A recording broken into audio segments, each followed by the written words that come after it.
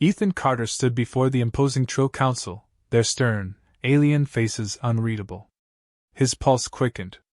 They had called him here for something no one had ever attempted before, a mission that could either forge an unprecedented alliance or end in catastrophe. "You want me to what?" Ethan asked, his voice barely concealing his surprise. Varon, his Trill guide, tall and coldly aloof, stepped forward to clarify. "You are to engage with one of our females. Understand their ways. Their pheromones are deadly to all non-Trill males. You must protect yourself at all times, but failure to make this connection will destroy any hope for an alliance." Ethan let the weight of the words sink in. No one had ever come close to making contact with the Trill females. Their pheromones were lethal, their society isolated, and now he had to face them, alone. As a diplomat, he had bridged divides between countless species, but this was unlike anything he'd ever faced. Ethan's reputation preceded him. He was known for his adaptability, his resilience, but this task was different. He understood the stakes. Failure could not only cost him his life but also doom humanity's future relationship with the Trill. The tension in the air was thick, not just from the Council's distrust, but from the unspoken fear that accompanied this mission. Varon wasn't making it any easier. His cold demeanor made it clear that he didn't trust Ethan. To Varon, this human was nothing more than a risk, another outsider who would likely fail, like so many before him. But Ethan had been chosen for a reason. The Council had faith in him, and now it was his turn to prove that humanity was capable of something no species had achieved before. Varon led Ethan through the corridors of the Trill homeworld. The planet was a blend of sharp, crystalline structures and harsh desert landscapes. Indigo skies loomed overhead, speckled with alien constellations. The air was clean, sterile even, too clean for Ethan's liking, as if the entire environment was deliberately hostile to outsiders. Every step through this foreign world reminded him of how alien this society truly was. The path led them toward a grand ceremonial hall, where Ethan would meet Lyra, the Trill female chosen for this interaction. He'd been briefed on the dangers. Her pheromones could kill him if he wasn't protected. His suit would filter the air, allowing limited contact without immediate danger, but there was no room for error. The Trill females were more than a biological hazard. They were the key to unlocking a future alliance between their species and humanity. The ceremonial hall was vast and dimly lit, casting long shadows across intricate carvings that depicted Trill mythology and history. Every symbol etched into the stone seemed to whisper the weight of ancient traditions, and the pressure of what was about to unfold pressed heavily on Ethan's shoulders. Lyra entered, moving with a graceful, almost otherworldly poise. She was taller than Ethan expected, her skin a delicate shade of blue that shimmered softly in the low light. Her eyes, sharp and intelligent, locked onto his, a blend of curiosity and caution in her gaze. This wasn't just a meeting, it was a test. Ethan could feel it in the way she watched his every move, as if gauging whether he would crumble under the weight of the task before him. "Greetings, Lyra," Ethan began, his voice steady but respectful.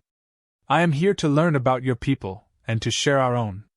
Lyra's response came in a melodic tone, though Ethan's translation device struggled to keep up with the complexity of her language. "You are brave, human, to seek what others fear. But bravery alone will not be enough." Their conversation was awkward at first. Ethan spoke of Earth, its cultures, its diversity, its histories, while Lyra shared stories of the Trill's past. Her words painted a picture of a society shaped by isolation and survival, their fear of outsiders a deeply rooted consequence of ancient wars. Despite the layers of protection between them, both biological and cultural, Ethan could sense that Lyra was intrigued. She was cautious, yes, but there was a glimmer of curiosity in her eyes as he described Earth's complexities. For Ethan, each word exchanged was a step forward, a fragile bridge between two worlds. But the danger never left his mind. He was acutely aware that the suit he wore, the only thing keeping him alive, had limits. Time stretched as they spoke, the tension ever present but not insurmountable. The hall, with its ancient carvings and weight of history, felt like a pressure cooker, expectation and tradition bearing down on both of them. Every word, every gesture had the potential to either build or break what fragile trust was forming between them. The mission was far from over. In fact, Ethan knew that this was only the beginning. He'd taken the first step in connecting with Lyra, but the true test, gaining her trust and navigating the lethal biology of her species, was still ahead. Ethan stood before Lyra, her presence both mesmerizing and unnerving. Her blue, shimmering skin seemed to pulse in the soft light, and her eyes, sharp yet cautious, remained fixed on him. There was an unspoken tension, a mixture of curiosity and the ever-present danger that surrounded her kind. Every movement felt calculated, every breath Ethan took through his protective suit a reminder of the deadly risk he faced just by being near her. Lyra's first words, translated by his device, were soft but laced with warning. "Bravery brought you here, human. But it will not carry you through this." He nodded, acknowledging the gravity of her words, though unsure how to proceed without alarming her further. The air between them was thick with uncertainty, both recognizing the precarious nature of this encounter. They were strangers from worlds that had never touched before, and here they were, standing on the edge of something unknown. Awkward silence stretched between them. Ethan struggled to find the right words, fumbling slightly as his translation device lagged behind her melodic language. Every sentence he constructed felt clumsy, alien, even to his own ears. But Lyra listened, her eyes narrowing as if measuring his intentions, trying to understand this human who had been sent to bridge the gap between their species. Ethan took a deep breath, determined to press forward. He spoke of Earth, its diverse cultures, the beauty of its landscapes, the vast differences in human civilizations. He shared tales of conflict and cooperation, of humanity's struggles to find balance. As he spoke, he could see that Lyra was listening, though her expression remained guarded. She responded cautiously, telling him of the Trill's ancient history. Theirs was a civilization built on survival, one that had once thrived until a catastrophic war nearly brought them to extinction. The trauma of that war had left deep scars, shaping their isolationist ways. Their conversation felt like a dance, each side tentative, afraid to overstep. Misunderstandings were frequent, the translation device stumbling over certain phrases, but both of them persisted. Ethan could sense that Lyra wasn't just repeating history for his benefit. She was testing him, seeing how he would react to the revelations of their past. He could feel the weight of the Trill's fear of outsiders, their rigid insistence on self-preservation above all else. It was clear that the Trill had no intention of risking their safety, not even for the possibility of an alliance. As the conversation unfolded, Ethan's awareness of the pheromones surrounding them grew sharper. His suit, designed to filter the dangerous chemicals, whirred softly with each breath, a constant reminder of the biological threat Lyra posed. It wasn't just her words or their shared history that made this moment tense, it was the very air around them, a lethal mist that could spell his end if his suit failed. Ethan knew the suit had limits. He was relying on technology to protect him from something that had evolved over millennia. And though the suit provided a barrier, it wasn't foolproof. Every minute spent near her was a gamble, the possibility of exposure always lingering in the back of his mind. The filters could only hold out for so long, and as the conversation progressed, he began to feel the strain, the faintest tightening in his chest, a subtle but growing discomfort. Still, he pushed on, determined not to show his discomfort. Lyra had to see that he was committed to this mission, that he wasn't going to be scared off by the danger she represented. But even as they found more common ground, he couldn't shake the feeling that at any moment, things could go horribly wrong. The tension between them wasn't just cultural, it was physical, visceral, a constant reminder that their species were never meant to coexist this closely. The conversation reached a lull. Lyra's gaze softened slightly, as if she, too, had recognized the weight of the moment. For the first time, there was a hint of vulnerability in her posture, a brief flicker of uncertainty that she quickly masked. "We are more alike than I thought," she finally said, her voice quieter now, as though the realization carried a weight she hadn't expected. Ethan nodded, relieved that their interaction had taken a step forward, however small. Yet, As they stood in the dim light of the hall, the danger of her biology loomed larger than ever. He knew this was just the beginning, and the path ahead would only grow more perilous.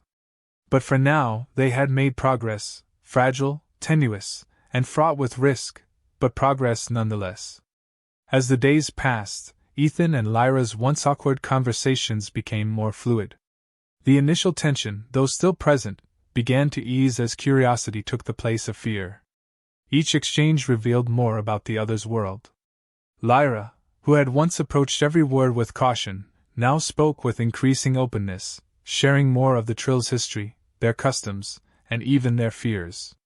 Ethan, in turn, was careful to show his respect for their ways, never pushing too hard, but always offering glimpses of what humanity could bring to the table. Slowly but surely, they started to find common ground. What had initially seemed like an impossible divide between two vastly different cultures now seemed less daunting. Lyra, who had been skeptical of any contact with outsiders, began to see the value in what Earth had to offer, its diversity, its adaptability. And Ethan, despite his awareness of the dangers surrounding him, found himself admiring the depth of the Trill's traditions. With each conversation, it became clearer, this wasn't just about forging an alliance. It was about building trust. Varon, ever watchful, remained skeptical. He observed the growing rapport between Ethan and Lyra with a mixture of suspicion and reluctant approval. He had seen too many attempts at diplomacy fail. But even he couldn't deny the subtle shifts happening before his eyes. Ethan's persistence was wearing down his doubts, but Varon knew that not everyone in the Trill society would welcome this change. The moment of progress was shattered without warning. An explosion ripped through the air, throwing Ethan and Lyra to the ground as the walls trembled. Chaos erupted. Shouts and screams filled the once quiet hall. Dust and debris clouded the space, obscuring their vision. Instinctively, Ethan scrambled to pull Lyra to safety, his mind racing as the realization struck. This was no accident. They were under attack. The protective suit he wore buzzed to life, working overtime to filter the air now thick with deadly pheromones. For a split second, he felt the full weight of his vulnerability, the reality that any tear in his suit would be the end of him. He glanced at Lyra, who was coughing from the force of the explosion, but otherwise unharmed. She wasn't affected by the pheromones like he was, but the danger was real for both of them. "They don't want this alliance," Lyra managed to say, her voice strained but steady. Ethan knew she was right. This attack wasn't random. A faction within the Trill society opposed their efforts. They feared what an alliance with humans could bring: change, disruption, a loss of their insular ways. And now, they were ready to do anything to stop it. Ethan helped Lyra to her feet as the sound of more explosions echoed in the distance. They had to move. Fast. Just as another blast shook the building, Varon appeared, his expression grim but focused. He motioned for them to follow him, leading them through a series of corridors, away from the destruction. It was clear the faction wanted to eliminate both Ethan and Lyra before their mission could gain any more traction. They ran through the narrow hallways, the danger chasing them with every step. Ethan's suit was holding up, but he could feel the pressure mounting. The air was becoming harder to breathe. Every corner they turned brought new threats: debris, collapsing structures, and the ever-present danger of exposure. Yet, through it all, Lyra stayed by his side, unwavering. The bond they had started to build was being tested, and Ethan realized just how much was at stake, not just for himself, but for the future of both their worlds. Finally, they found temporary safety in a secure chamber, the door slamming shut behind them with a heavy thud. Ethan leaned against the wall, catching his breath. His mind raced, replaying the events of the past few minutes, trying to make sense of it all. The faction's boldness shocked him, but it also revealed the depth of division within Trill society. This wasn't just about diplomacy anymore, it was about survival, for both their species. Lyra, still visibly shaken but composed, looked at Ethan. "This is what we're up against," she said softly. "They fear you. They fear what you represent." Ethan nodded, his determination hardening. The attack had only confirmed what he had suspected, The path to peace was not going to be easy. But the deeper he went into this mission, the more he understood how crucial it was. The fear driving the opposing faction wasn't just about humans, it was about change itself.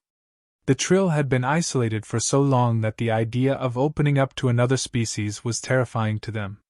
"We have to keep going," Ethan said, his voice firm. "This only proves how important it is." Lyra's gaze met his, a silent agreement passing between them. Their bond had deepened in the midst of the chaos, the shared danger pushing them closer together. Despite everything, Ethan felt more determined than ever to see this through, to break down the walls that divided them. Varan, standing guard by the door, spoke up. "They'll try again. We need to be ready." Ethan nodded, knowing that this was far from over. The attack had exposed the fractures in Trill society, and now they had to navigate not just the diplomacy of an alliance, but the very survival of their mission. But despite the dangers ahead, one thing was clear: they couldn't stop now. Too much was at stake for both their worlds. Ethan, Lyra, and Varan made their way to meet Elder Rael, a figure of immense respect among the Trill, known for his progressive views but also his cautious approach to change. Rael was a critical piece of the puzzle, a voice that could sway others in their society to support the alliance. But as they approached, Ethan could sense the weight of skepticism in the air. Rael had seen attempts at reform fail before, and trusting outsiders, especially humans, was a risk. Sitting across from the elder, Ethan began to lay out his vision for the future. He spoke not just of survival, but of growth. Cooperation between their species wasn't just about mutual benefit, it was about thriving together. He detailed Earth's long history of learning from other cultures, of the way progress had often come from the most unexpected places. He emphasized that the alliance wasn't about imposing one culture on another, but about building something greater than either could alone. Rael listened intently, his sharp, aged eyes studying Ethan with the patience of someone who had seen many things, but who still harbored doubt. "You speak well, human," Rael finally said, his voice steady, though laced with uncertainty. "But words are easy. What you propose will challenge everything we have held sacred for generations." Lyra, quiet until now, stepped forward. She didn't plead or beg.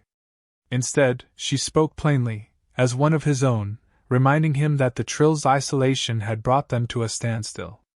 They were no longer the vibrant, forward-moving people they once were. She told him about her own journey with Ethan, of the connection they had forged despite the differences and dangers. And then she paused, her gaze steady. "We cannot evolve if we remain hidden." Rael's expression softened. There was a long silence before he finally spoke again. "The path you walk is dangerous. But I see in you the same fire that once led our people to greatness."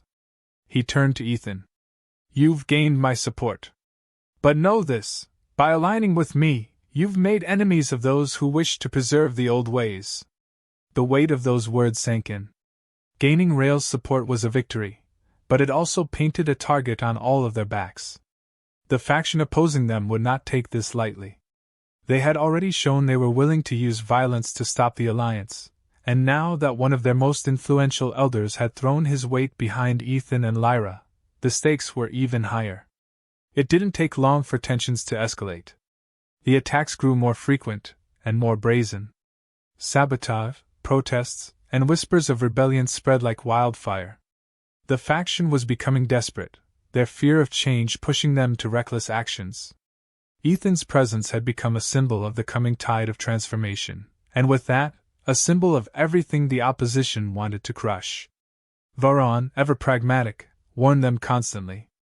"The more ground we gain, the more dangerous this becomes," he said, his voice tinged with concern.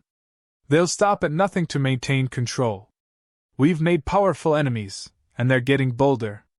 Each day brought a new challenge, a new test of their resolve. But with Rael's backing, they also found new allies, Trill who had been silent before, but who were now willing to take a stand for the future they believed in. Still, it wasn't enough. The opposition's influence was too strong, and there were too many undecided voices, waiting, watching, unsure which way to turn. Ethan, Lyra, and Varon gathered in a quiet chamber, the weight of the situation hanging over them like a storm. They needed to do something bold, something that would show the undecided Trill what the Alliance could truly offer. Words and promises had gotten them this far, but now they needed action. "We need to show them what we can achieve together," Ethan said, his voice firm. "Something real. Something they can't ignore." Lyra's eyes lit up with an idea. "The energy grid in the outskirts. It's been in disrepair for years. The people there have been isolated, left behind. If we could restore it, we'd prove what cooperation can accomplish." Varon nodded.